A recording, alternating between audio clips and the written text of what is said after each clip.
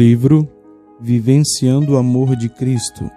Autor Adilson Jurkewitz, capelão hospitalar. Capítulo 4. Deserto.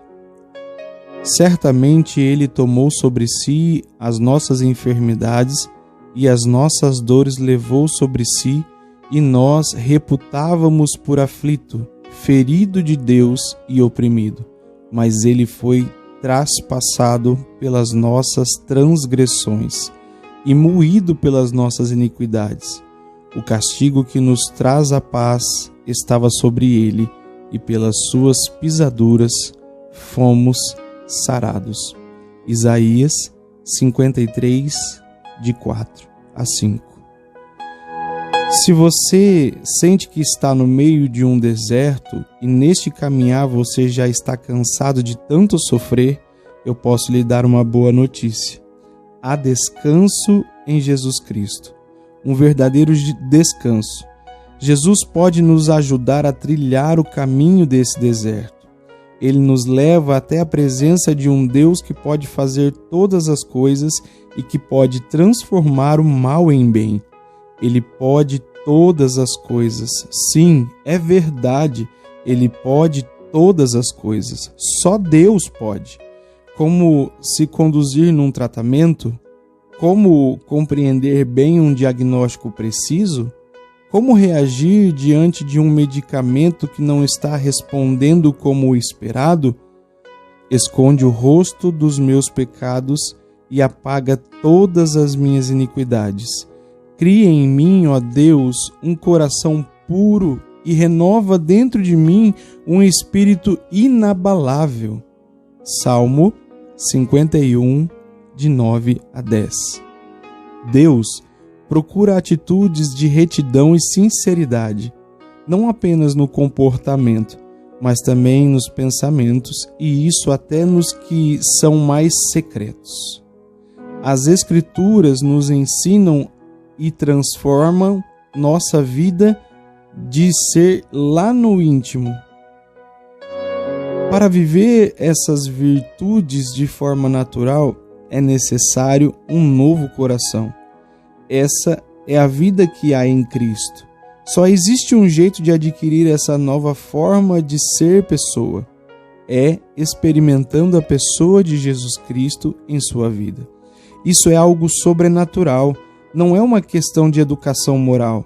O erro da vida humana é como uma doença mortal. É um estado de saúde espiritual terrível que carece de cuidados e remédios. É uma maldade que não queremos, mas que nos invade e nos domina. Fazemos os outros sofrerem sem necessidade. Escolhemos formas de nos machucar ou de ferir a outros para resolver uma dor inexplicável que temos no peito. Esse é o pecado, uma moléstia espiritual que pode matar um coração. Conta o relato da crucificação em que Jesus foi colocado entre dois homens maus, dois ladrões. Um deles ficou muito irado e expressava toda a sua dor e sua revolta com as seguintes palavras: "Não és tu o Cristo? Salva-te a ti mesmo e a nós também." Lucas 23, 39. Mas o outro, ao ouvir essas palavras, respondeu: "Nem ao menos temes a Deus, estando sob igual sentença? Nós, na verdade, com justiça, porque recebemos o castigo que os nossos atos merecem, mas a este nenhum mal fez." E acrescentou: "Jesus, lembra-te de mim quando vieres no teu reino." Lucas 23, 40 a 42. A verdade é que a palavra de Deus nos mostra que Jesus se lembra de todos os pecadores. Nas mãos dele está o tratamento que a todo ser vivente pode realmente ajudar a curar a mazela do pecado.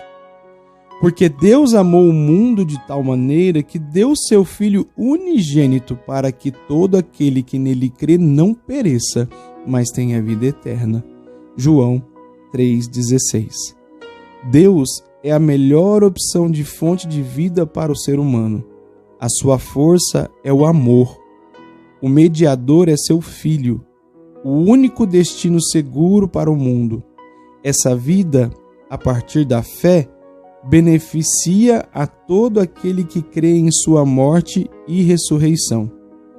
Há momentos na vida que passamos por escuras noites na alma. Pensamos que até Deus nos abandonou. Tal é a dor que podemos abrigar em nossos corações. É justo nesse momento que devemos nos aproximar mais de Deus. Essa aproximação se faz de coração inteiro. Nesse momento é que nos damos conta que com Ele podemos passar pelo deserto com os olhos da fé, que nos ajudam a contemplar o oásis de puras águas que há em Cristo Jesus. Sim, somente Ele pode oferecer água no meio de um deserto árido e escaldante. Ele conhece o caminho certo para a alma sedenta. Deus nunca deixará de indicar o caminho que pode levar à vida. Bom e reto é o Senhor. Por isso, aponta o caminho aos pecadores, conduz os humildes na justiça e lhes ensina o caminho. Todos os caminhos do Senhor são amor e fidelidade para com os que cumprem os preceitos da sua aliança. Salmo 25, de 8 a 10. Nesse novo e vivo caminho indicado por Jesus, não há motivos para temer, nem mesmo a dificuldade de encontrar uma saída para os problemas, porque em sua graça e amor, Ele sempre nos ajuda pela esperança a encontrar uma solução. As surpresas de Deus são reais. Só Ele é capaz de fazer as maravilhas aneladas pelo coração humano. É só na dependência total a Jesus Cristo que o ser humano consegue atingir as condições para poder pensar melhor nas diretrizes mais adequadas para a sua vida e nas bênçãos mais desejadas por sua alma. Ter comunhão com Deus é compreender melhor os desejos do coração e, assim, entender melhor o que fazer com os pensamentos e, nos momentos de angústia, compreender como reagir diante dos anseios. Em um dos leitos do hospital, conheci um homem que trazia consigo expressão facial muito dura. Ele não era capaz de ocultar a tristeza e a amargura em seu olhar. Em meio à angústia de sua alma, quase não falava. Era um homem de poucas palavras. Certo dia, notei que ele não tirava os olhos do violão que trazia comigo.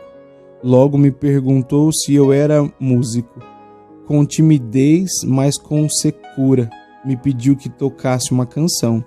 Não perdi tempo.